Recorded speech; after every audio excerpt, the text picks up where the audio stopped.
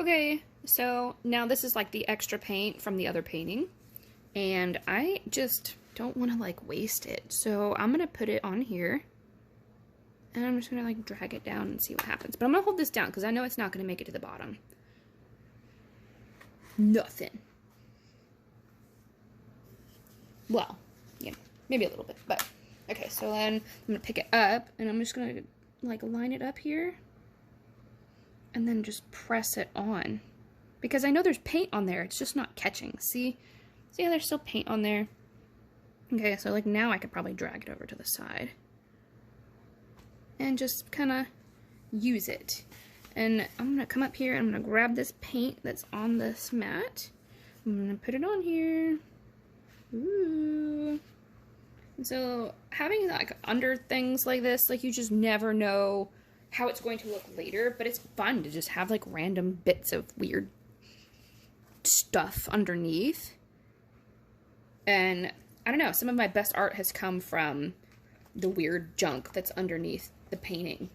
You know, it's just like the random stuff that shows through that ends up being super cool. So that's just one way I like to use the excess of my paint. And see, you can just kind of, and who knows how it's going to look above, like over it, but it's just fun too. All right, so now I'm going to work on this one that I used all the excess paint from that painting over there. So it's only been a couple minutes since since I stopped painting the other one. But in this one, I want to do some more like some of the chunky paint, so you can kind of see how the chunky paint, it's called well, where does it say it at? Well, I don't know. I thought these were heavy body. Maybe they're not. No, they're heavy body. It says it on the back in tiny letters. Heavy body. I thought it said on the front. But anyway, I'm just going to pick some random colors and I'm going to throw it together, and maybe I'll keep it in the same family color as this one. But you see how it looks like there's orange on here? That's the pink and the yellow mixing together. I didn't use any orange in that painting over there. And that's what I was telling you guys about the pink and yellow mixing together, is sometimes it really does make like just beautiful color, which can kind of be seen here, but it's kind of scrapey, so it's not as pretty. Okay, so funny story. The other day I was painting and I dropped this lid on the floor, and I told my cat, Bongo, go get that. And I like to tell him random things to do just because I have nothing else to do when I'm painting. And I don't know, when I went to clean up later, I realized that I couldn't find it. And at some point, I remember him playing with something on the floor, and I thought it was one of his little cat spring toys, and I guess it wasn't that. So turns out he took it, and I couldn't find it, so I had to cover this with foil for the night. And then the next morning, I found it on my son's Hot Wheel track. It's still in the kitchen on the floor, but I'll put a picture here so you can see what it looked like. It's on like the end piece of the Hot Wheel track. So anyway, yeah, don't tell your cat to do things if you don't actually want them to do things with your stuff. So this is the chunky pink paint, and I'm just going to come in and I'm going to add some here and some over here. And I kind of want this one to look a little less uniform. I mean, it's definitely going to look less uniform with all this extra junk on here.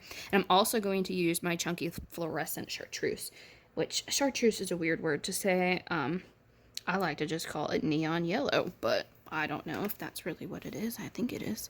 These neon colors are my favorite, or I guess fluorescent colors. But they just add so much vibrancy to my art. And so I'm going to come in with this green that I love. And I'm just going to put some blobs and stuff. And then I'm going to do some more of this indigo, because this color, but you know what? When you put it next to the yellow, it usually ends up turning kind of green. So I think I'm going to put it in the green. And it's usually when you mix this blue and that yellow, you can either get a really cool looking green or a real funky one that turns out looking brown. And so that kind of usually stinks if it turns out brown. So now I'm just going to come back with my fluorescent pink, but it's high flow. See, high flow. And this one is my heavy body pink. Same color, but you'll kind of see when I do this how different they can still be when they're together. So I'm just going to drag them across. There's going to be a lot of pink there. And now I'm going to do this fun thing where I add little drops in there. Boom. And we'll put the green one in that one. Boom. Boom. Boom. Put one in there. Boom. Now I'm going to add this green.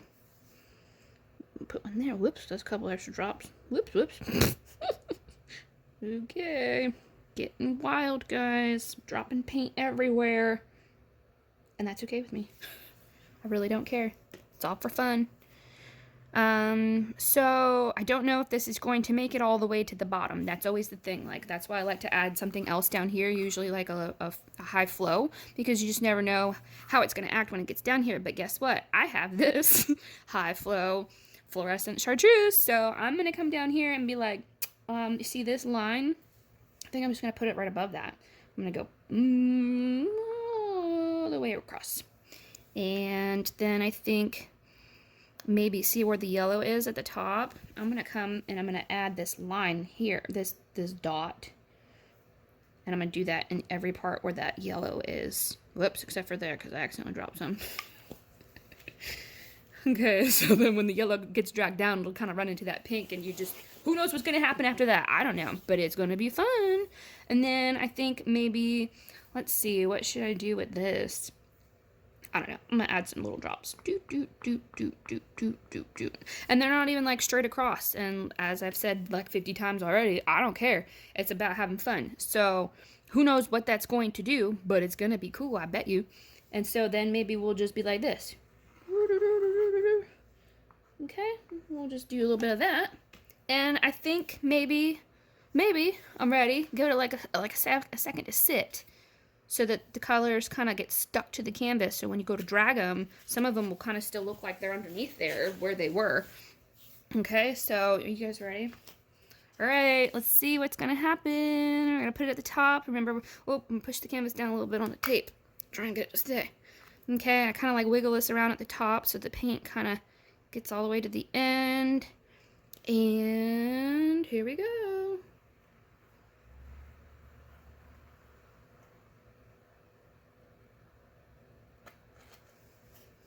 Ooh, look at all the fun paint down there. That's just so cool. Why didn't it grab the side?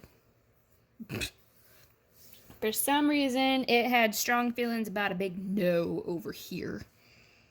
But you know what? Look how much paint's left on my squeegee. So I'm going to come in and I'm going to do this. Doop. Doop, doop, doop. Ooh, check that out. And you know what? Nobody ever said that you have to cover every last bit of white canvas. So I'm going to leave that. And I want that to be, you know, an example to artists that you don't have to cover every last bit of that white canvas. Sometimes you can leave a little bit and people might be like, oh my gosh, why didn't she cover that? And you can be like, because I didn't feel like it. Do you need a different reason? No. It looks cool right there. Why would I ruin it by putting something else over it? I'm not going to. So I'm just going to leave that as is. And I'm cool with that. But see how this line here, oh, you can see like the green next to it. Like I almost want to drag some of that over, but I almost just want to let it kind of, I think I'll add another line over here. And we'll put it right next to it and see what happens. Ooh, yeah, and look how chunky. There's just little chunky paint bits everywhere. I'm going to come up here. I'm going to add me a little chunky bit. And that's why I like using the heavy body with the high flow, because when you get heavy body and it's left on your squeegee, you can come in and add these lines and they'll dry kind of chunky, and it just gives it a little bit of texture and a little bit of funness and coolness that you wouldn't have otherwise, because if you're using high flow, that junk just goes right across the surface. But if you use a little bit of this thick stuff, that's where the magic happens. So now, one of my favorite things to do. I'm gonna really hope it doesn't change things. Actually, how about this? Nope, that's not big enough. I'm just gonna take my squeegee and I'm gonna add lines all the way down, because I feel like I'm like the line queen. Most of my artwork with squeegee has lines now, because it's so much fun to just come in and add lines with the chunky paint that's still left on there. Ooh. And sometimes you can do like the scrapey effect where it kind of moves, see it moved the paint. And other times you can just like push it and it leaves chunky paint. should I leave it like that? Nope, gonna keep going. We're gonna add a little line here and a little line there.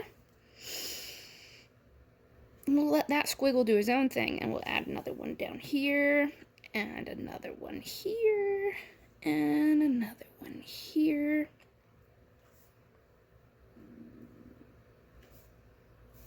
All right, and I think that it might be done.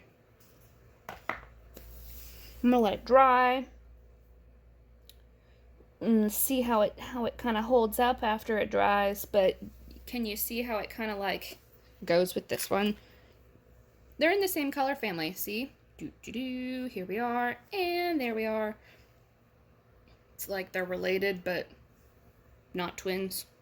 I guess this can be like the last step is you want to move this painting because all this paint's sitting down here. If you leave it sitting in its own little pooled up bit of paint at the bottom, it might get stuck to it. I had that problem one day. I left a little piece of art, and then we went to a friend's house on a piece of canvas, which that's different than this blanket thing, but still, I forgot to move it, and I got back and it was stuck to it. So now my canvas has like it like ripped the canvas and like took it down to like little holes, and I had to put tape on the back of it so now the paint doesn't leak through the canvas.